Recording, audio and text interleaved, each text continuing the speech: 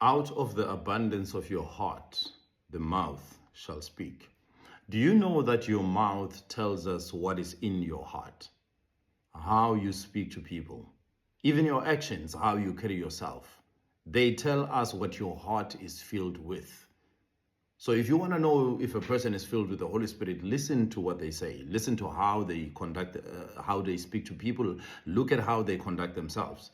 You know, this morning I was reading from the book of James, chapter 3, the whole chapter 3. But what stuck out to me is when I got to verse 9 and 12. This is what the Bible says in verse 9.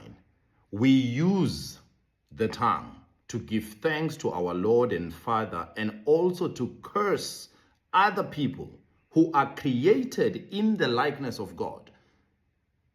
Now, Jesus said, you cannot claim to love God whom you have never seen if you hate your own brothers and sisters whom you have seen.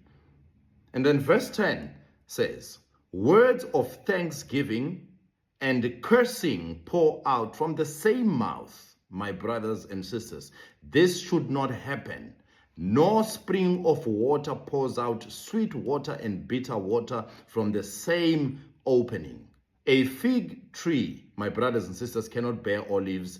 A grapevine cannot bear figs. Nor can a salty spring produce sweet water.